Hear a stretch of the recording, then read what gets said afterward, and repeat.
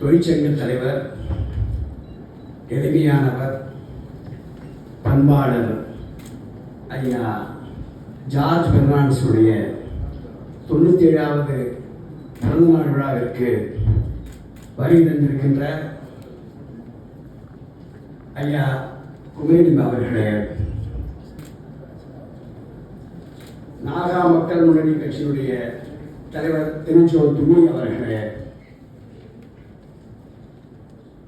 எளிமையானவர் அகில இந்திய முதன்மை பொதுச் செயலாளர் தோழர் எளிய கோன் அவர்களே, விஜயகுமார் நடராஜன் அவர்களே, மதுமரி கிருஷ்ணன் அவர்களே, ஜெகநாதன் அவர்களே, ஆர்.கே. தேவர் அவர்களே, பூங்கா மோகன் அவர்களே, கௌதம் அவர்களே, வரவேற்பு நிகழ்த்திய சின்னதாஸ் அவர்களே, இந்த நிகழ்வை சிறப்பாக ஏற்பாடு செய்திருக்கிற மது ஹரிகிருஷ்ணன் அவர்களே,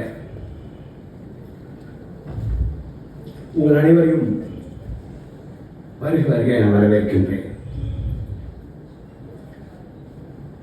இளைய சூரியனின் கண்விழிப்பில் புலரும் புதிய விடியலுக்காய் காத்திருக்கிறது இந்த பூமி. காத்திருக்கும் வரை நம்ம காற்றென்றே இருக்கட்டும். புறப்பட்டு விட்டால் உயர்ந்து புரிய வைப்போம் நாம் மானமுள்ள தமிழர். ஐயா பெருந்தமிழர் உலகத் தமிழர் பேரமைப்பினுடைய தலைவர் ஐயா பழநெடுமாறன் அவர்கள் உடல்நலக் குறைவின் காரணமாக அவர் சார்பாக எனக்கு இங்கே பங்கெடுக்கும் வாய்ப்பு கிட்டியிருக்கிறது. தமிழராக பிறக்காத தமிழர் ஐயா ஜார்ஜ் பெர்னாண்டஸ் அவர்கள் பிரதமர் வாஜ்பாய் அவர்களுடைய அமைச்சரவையிலே பாதுகாப்புத்துறை அமைச்சராக திறம்பட செயலாற்றியவர் ஐயா ஜார்ஜ் பெர்னாண்டஸ் அவர்கள். தமிழருக்கு தோள் கொடுத்து தொழில்கின்ற தலைவர் ஜார்ஜ் பெர்னாண்டஸ். மாபெரும் சோசியல் தலைவர் ஐயா ஜார்ஜ் பெர்னாண்டஸ் அவர்கள். இந்திய வரலாற்றில் முப்படை தளபதியை டிஸ்மிஸ் செய்தவர் ஜார்ஜ் பெர்னாண்டஸ் அவர்கள். இந்தியாவின் கடற்படை பகுதி மட்டுமல்ல, இலங்கையினுடைய கடற்கரை பகுதிக்கும் பாதுகாப்பு அரணாக திகழ்ந்தவர் ஜார்ஜ் பெர்னாண்டஸ் ஐயா அவர்கள்.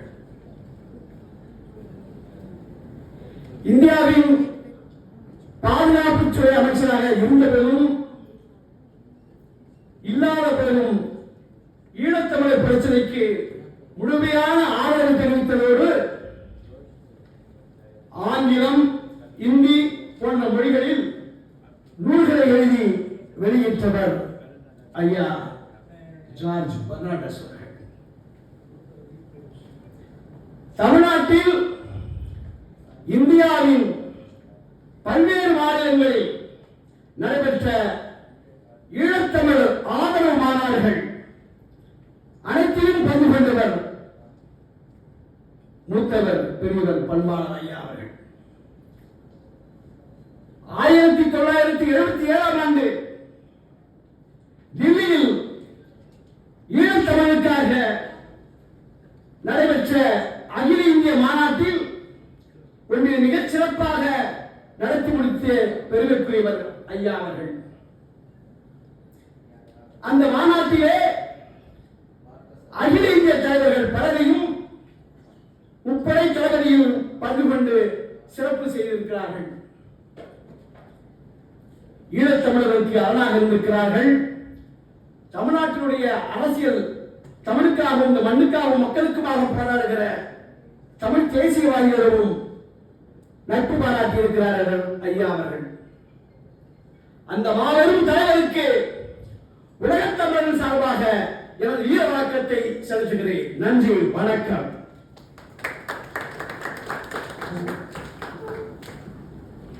மிக்க நன்றி உங்களது தெளிவான விளக்க உரைக்கு. அடுத்தபடியாக